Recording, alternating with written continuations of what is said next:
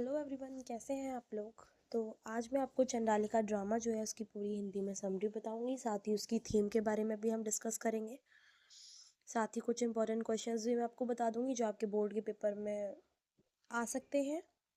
तो जो ये ड्रामा है चंडालिका, ये रविंद्रनाथ टैगोर के थ्रू लिखा गया है। इसमें जो मेन कैरेक्टर हम बोल सकते हैं, हीरोइन है, विलन या प्रोटोगोनिस्ट है, वो कौन है? प्रकृति है। साथ ही इसमें एक दूसरी कैरेक्टर है, उसकी माँ, जिसको कोई नाम नहीं दिया गया है। मदर कहकर ही हम उसे पूरे जो ड्रामा है उसमें उसके बारे में बताएंगे। तीसरा कैरेक्टर है बुद्धिस्ट मॉन्क, जिसका नाम है आनंद। तो ये कहानी है चंडालिनी की, जो कौन है? Prakriti. A girl who belong to lower caste, ऐसी लड़की जो मतलब बहुत नीची जाति से बिलोंग करती है और सोसाइटी में उसे जो लोग हैं वो अनटचेबल या अनक्लीन मानते हैं, जिसको छूना भी पाप है। उन लोगों के द्वारा ऐसा माना जाता है। बचपन से ही वो अपने नेबर्स के थ्रू या बाकी लोगों के थ्रू बहुत बेइज्जती सहन करती है। उसे कभी भी प्यार नहीं मिलता उन लोगों से। साथ ही जो सामान बेचने वाले लोग वगैरह होते हैं वो भी उसे अपना सामान बेचने से मना कर देते हैं, जिसे देखकर उसे बहुत बुरा लगता है और वो इन सब चीज़ों के लिए अपनी माँ को और भगवान को दोषी ठहराती है और उनसे कंप्लेन करती है कि आप मुझे इस दुनिया में लाए ही क्यों, जब मुझे इतनी बेइज्जती सहन करनी थी। तो साथ ही जो उसकी मदर और वह खुद है, वह श्रावस्ती सिटी में रहते थे। तो एक दिन जब प्रकृति कुएं में पानी भरने के लिए जाती है तो उसकी माँ उसे कुएं से पानी भरने के लिए मना करती है कि अगर तुमने इस वेल में, कुएं में हाथ दिया तो तुम एक अनटचेबल हो, जिसकी वजह से ये कुआं पूरा खराब हो जाएगा, तो तुम इस कुएं से पानी नहीं भर सकती। तो जो प्रकृति है वह कुएं के पास बैठकर सोच रही होती है, तभी एक बुद्धिस्ट मॉन्क आनंद वहाँ पर आता है और साथ ही उससे पानी मांगता है। और वो उससे क्या बोलता है? Give me water. ये बहुत इंपॉर्टेंट लाइन है इसकी, गिव मी वाटर सेंटेंस है। तो प्रकृति उससे मना करती है पानी देने के लिए कि मैं इस कुएं से पानी नहीं ले सकती, क्योंकि मैं एक अनटचेबल हूँ। अगर मैं आपको पानी दूंगी तो कुआं भी गंदा हो जाएगा और आप भी शुद्ध नहीं रहेंगे। तो जो वो वेफेयर आनंद है, बुद्धिस्ट मॉन्क, वह उसको उसकी कीमत का एहसास दिलाता है कि उसकी वर्थ क्या है, क्या कीमत है, कि जो सारे इंसान हैं वो एक जैसे ही होते हैं, कोई भी बड़ा या छोटा नहीं होता, अनटचेबल नहीं होता। तो जब प्रकृति उसे पानी ऑफर करती है तो वो पूरे दिल के साथ पानी पीता है और मतलब उसको उसकी कीमत का रियलाइजेशन करवा देता है। तो उसी टाइम को जो प्रकृति है उसने क्या माना है? अपना न्यू बर्थ, नया जन्म। क्योंकि उस टाइम पे जो प्रकृति थी वो नए इमोशंस से भर जाती है, जैसे कि self respect, honour, love, regard. किसके लिए? किसकी वजह से? मोंग की वजह से। साथ ही वो मोंग को पसंद करना मतलब चालू कर देती है और उससे शादी करना चाहती है। और उसके अंदर एक नई ऊर्जा आ जाती है, वह खुद को अनटचेबल नहीं समझती और जो सोसाइटी है उसका हिस्सा ही समझने लगती है। अब यहाँ से शुरू होता है पूरा प्रोसेस। जो मोंग के शब्द थे गिव मी वाटर, वो उसके कानों में गूंजने लगते हैं। अब उसको नई फ्रीडम मिल जाती है। किस चीज़ की फ्रीडम? आपको अपने आप को छोटा ना मानने की फ्रीडम। मतलब अब वो पूरे साहस के साथ लोगों के बीच में खड़ी होती है, अपने आप को अनटचेबल नहीं समझती। लेकिन अब यहाँ से क्या होता है, वह उस मोंग को पाने के लिए बिल्कुल पागल हो जाती है।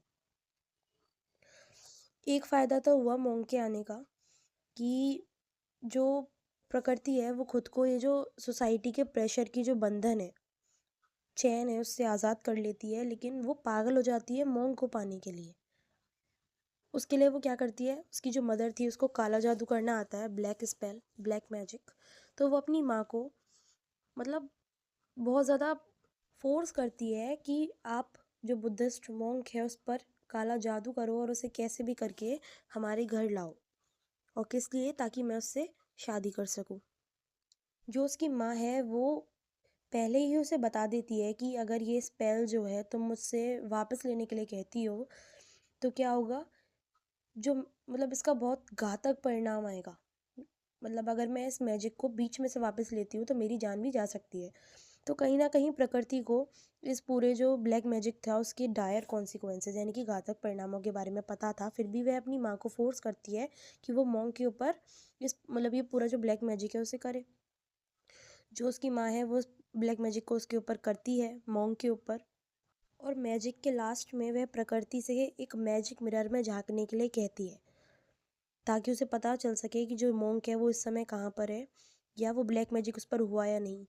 तो जो प्रकृति है वो जब उस मिरर में झांक कर देखती है तो वो पूरे नज़ारे को देखकर डर जाती है। क्यों क्यों क्योंकि वह क्या देखती है कि उसकी सेल्फिशनेस की वजह से जो मॉन्क है उसकी बहुत बुरी हालत हो गई है। कैसे? क्योंकि जो प्रकृति है उसने मॉन्क की इच्छा के विरुद्ध जाकर उस पर काला जादू किया। किसकी वजह से? अपनी इन्फेचुएशन की वजह से, अट्रैक्शन की वजह से मॉन्क के लिए। तो जो मॉन्क था उस पर ब्लैक मैजिक होने की वजह से जो उसका रेडियंस था, जो उसकी चमक थी पूरी, वो क्या हो गई? नष्ट हो गई, डिवॉइड हो गई। उसकी प्योरिटी समाप्त हो गई और उसका हेवनली ग्लो भी चला गया। जो उसका सिर था वो शर्म से क्या हो गया? झुका हुआ था।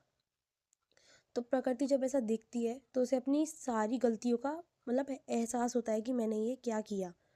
और उस टाइम पे वो अपनी माँ को इस ब्लैक मैजिक को लेने के लिए कहती है कि आप इस ब्लैक मैजिक को वापस ले लो। तो क्योंकि माँ ने उसे पहले ही आगाह किया था, तो अब जब उसकी माँ ये ब्लैक मैजिक वापस लेती है तो ऐसा करने में उसकी जान चली जाती है। तो प्रकृति की जिद की वजह से क्या हुआ? मॉन्क की भी हालत ख़राब हो गई और उसकी माँ ने अपनी ज़िंदगी खो दी।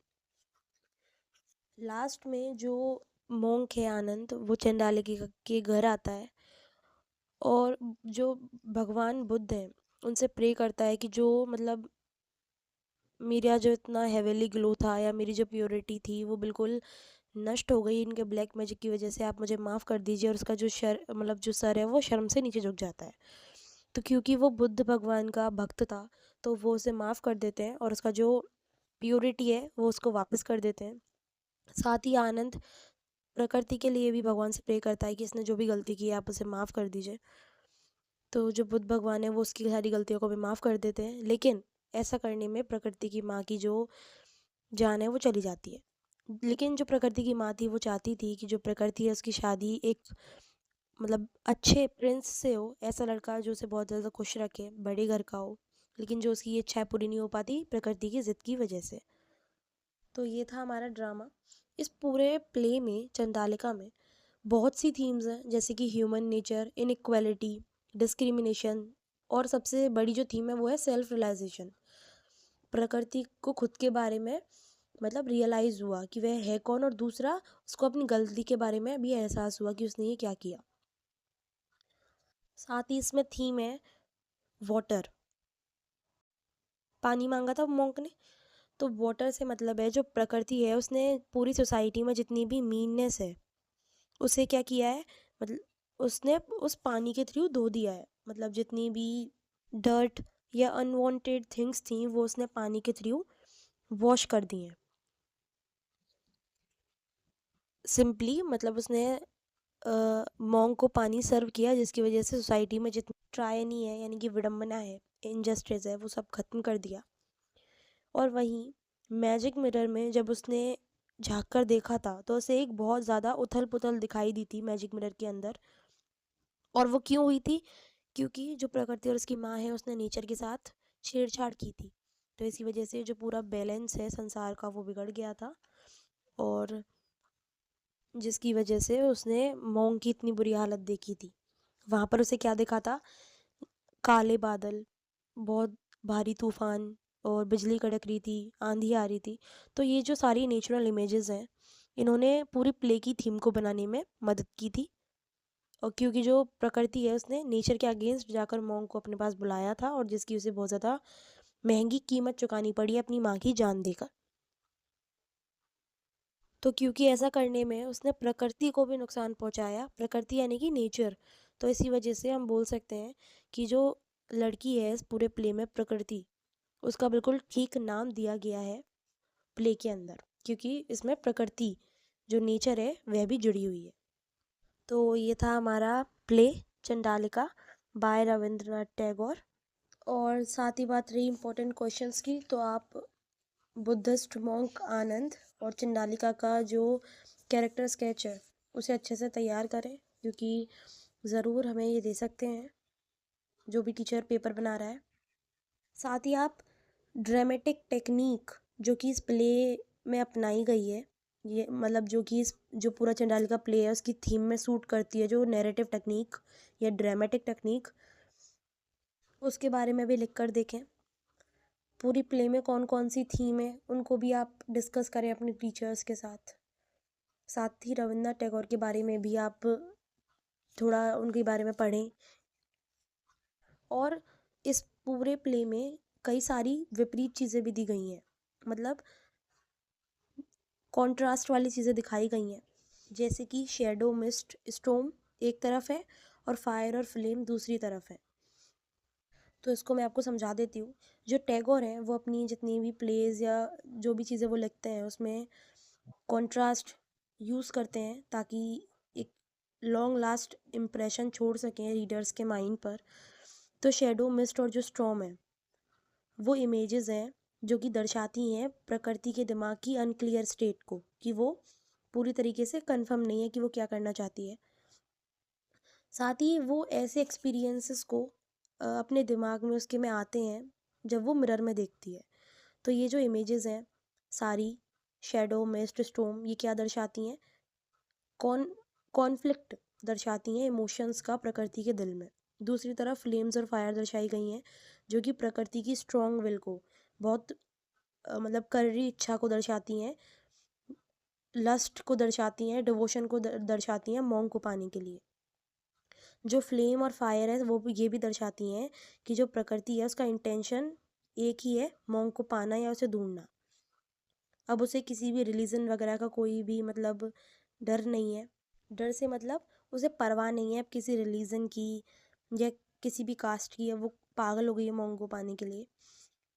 बस वो अब मॉन्क को ही पाना चाहती है, जिसकी उसे लास्ट में बहुत भारी प्राइस चुकानी पड़ती है अपनी माँ की जान खो करके। तो ये जो कॉन्ट्रास्ट यूज़ किया है रविन्द्रनाथ टैगोर ने इस प्ले में, उसकी वजह से जितने भी व्यूअर्स या रीडर्स हैं वो अचंभित हो जाते हैं, फैसिनेटेड, इस तरह की कॉन्ट्ररी इमेजेस को प्ले में पा करके। साथ ही एक लंबा इंप्रेशन उनके दिमाग पर जाता है ऐसे प्ले जब वो पढ़ते हैं। तो ये था पूरा हमारे इंपॉर्टेंट क्वेश्चंस और प्ले। मैंने आपको पूरी समरी और क्वेश्चन आंसर समझाने की पूरी कोशिश की है। अगर आपको फिर भी कुछ नहीं समझ में आया तो आप मुझसे कमेंट करके पूछ सकते हैं। वीडियो पसंद आई हो तो लाइक करें, चैनल को सब्सक्राइब करें, and thanks for watching the video.